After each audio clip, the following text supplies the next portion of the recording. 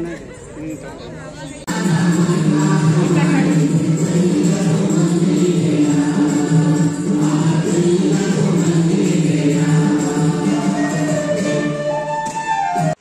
ನಮಸ್ತೆ.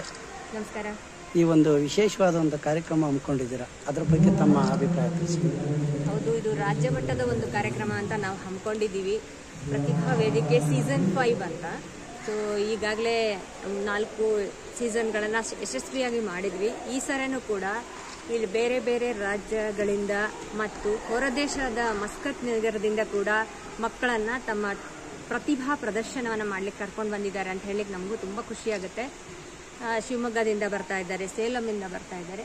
ಸೊ ಇಲ್ಲಿನ ಲೋಕಲ್ ಮಕ್ಕಳು ಕೂಡ ತುಂಬ ಜನ ಸೇರಿ ಎಲ್ಲ ಗಣ್ಯರ ಸಮ್ಮುಖದಲ್ಲಿ ಈ ಒಂದು ಕಾರ್ಯಕ್ರಮ ನಡೀತಾ ಇದೆ. ಇವತ್ತು ಯಾವ್ಯಾವ ಗಣ್ಯರು ಇಲ್ಲಿಗೆ ಆಗಮನ ಮಾಡುತ್ತಾರೆ? ಹೌದು, ನಮ್ಮ ಚಲನಚಿತ್ರ ನಟರು ಮತ್ತು ಹಿರಿಯ ಕಲಾವಿದರು ಎಲ್ಲ ಬರ್ತಾ ಇದ್ದಾರೆ. ನಟರು ಅಂತಂದರೆ ನಮ್ಮ ಶ್ರೀ ಅಭಿಷೇಕ್ ಎಸ್ ಅವರು ನಿಮಗೆಲ್ಲ ಗೊತ್ತೇ ಇರುತ್ತೆ.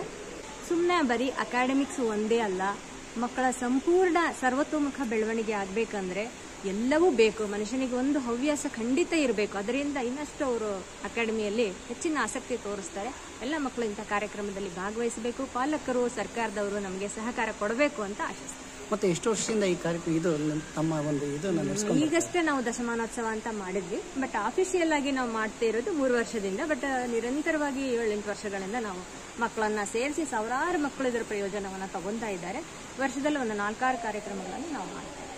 ತಮ್ಮ ಪರಿಚಯ ಮಾಡ್ಕೊಂಡಿದ್ದೀನಿ. ನಾನು ಹೇಮಾ ವಿನಾಯಕ್ ಪಾಟೀಲ್ ಅಂತ. ಮೂಲತಃ ನಾನು ಚಿತ್ರಕಲಾವಿದೆ. ದಾರ ಬಳಸಿ ಚಿತ್ರ ಬರೆಯುವುದು ನನ್ನ ವಿಶೇಷತೆ.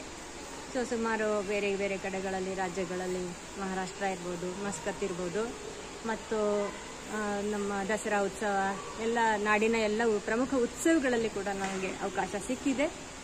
ಇನ್ನಷ್ಟು ನನ್ನ ಜೊತೆಗೆ ಮಕ್ಕಳನ್ನು ಬೆಳೆಸುವಂಥ ಒಂದು ಆಸೆ ನನಗಿದೆ. ಈ ಒಂದು ಇದರಲ್ಲಿ ತಮಗೆ ತೃಪ್ತಿ ಸಿಕ್ಕಿದೆ ಅಂದ್ರೆ? ಖಂಡಿತ. ಅದಕ್ಕೆ ನಾನು ಇವತ್ತು ಹಗಲು ಇರಳು ಅನ್ನೋದೇ ಇದಕ್ಕಾಗಿ ಕೆಲಸ ಮಾಡ್ತಾ ಇರೋದು. ನಮಗೆ ಊಟ ತಿಂಡಿಗಳ ಪರವೆಯೂ ಇರಲ್ಲ. ಮೊದಲು ಕಾರ್ಯಕ್ರಮ ಚೆನ್ನಾಗಿ ಆಗಬೇಕು ಅಷ್ಟೇ. ನಮ್ಮದು ಲೋ ಬಜೆಟ್. ಆ ಬಜೆಟಲ್ಲಿ ಯಶಸ್ವಿಯಾಗಿ ಮಾಡುವಂಥದ್ದು ನಮ್ಮ ಕೆಲಸ ಅಷ್ಟೇ. ಧನ್ಯವಾದ. ತುಂಬ ಧನ್ಯವಾದ. ಮಾಧ್ಯಮಗಳ ಸಹಕಾರ ನಮಗೆ ಬೇಕು. ಮೇಡಮ್ ಹೇಳಿ. ಇವತ್ತಿನ ಕಾರ್ಯಕ್ರಮದ ಪ್ರಶಸ್ತಿಗೆ ಭಾಜನರಾಗಿರುವ ಮತ್ತೊಬ್ಬ ನಮ್ಮ ಜನಪ್ರಿಯ ಸಮಾಜ ಸೇವಕರು ಅಂತಂದ್ರೆ ನಮ್ಮ ಟಿ.ವಿ. ಬಾಬುರವರು. ಆನೇಕಲ್ ವಿಧಾನಸಭಾ ಕ್ಷೇತ್ರದ ಮುಖಂಡರು ಆದಂಥ ಇವರು ಕಲಾ ಪೋಷಕ ರತ್ನ ಎನ್ನುವ ಅವಾರ್ಡನ್ನು ಅವರಿಗೆ ಕೊಟ್ಟು ನಮ್ಮ ಸಂಸ್ಥೆ ಗೌರವಿಸಲಾಗ್ತಾ ಇದೆ. ಯಾಕಂತಂದ್ರೆ ಸಾಕಷ್ಟು ಕಲೆಯನ್ನ ಪೋಷಣೆ ಮಾಡುವಂಥವರು ಸಮಾಜದಲ್ಲಿ ಬೇಕಾಗತ್ತೆ. ಅಂಥ ಒಂದು ಕೆಲಸನ ಅವರು ಅದೆಷ್ಟು ಜನರಿಗೆ ಸಹಾಯ ಮಾಡಿ ವಿದೇಶಕ್ಕೆ ಅವರಿಗೆ ತಮ್ಮ ಕಲೆಯನ್ನು ಪ್ರದರ್ಶನ ಮಾಡೋದಕ್ಕೆ ಅವರು ಕಳಿಸ್ಕೊಟ್ಟಿರ್ತಾರೆ.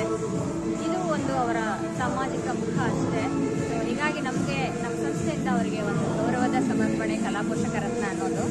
ಇನ್ನೊಂದು ಸಾಮಾಜಿಕ ಕಳಕಳಿ ಉಳ್ಳಂಥವರು, ಬಡವರ ಬಂಧು ಆಗಿರುವಂತಹ ನಮ್ಮ ಮಾಜಿ ಕಾರ್ಪೊರೇಟರ್ ಆದಂಥ ಎಂ ಶಿವರಾಜರವರು.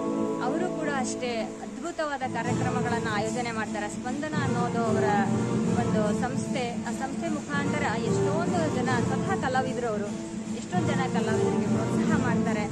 ಸೊ ಹಾಗಾಗಿ ಅವರಿಗೂ ಕೂಡ ಜನ ಮೆಚ್ಚಿದ ಸೇವಕ ಅವರು. ಜನಸೇವಾ ರತ್ನ ಎನ್ನುವ ಪ್ರಶಸ್ತಿಯನ್ನು ಕೊಡಲಿಕ್ಕೆ ನಮ್ಮ ಸಂಸ್ಥೆ ಸಂತೋಷ ಪಡುತ್ತೆ.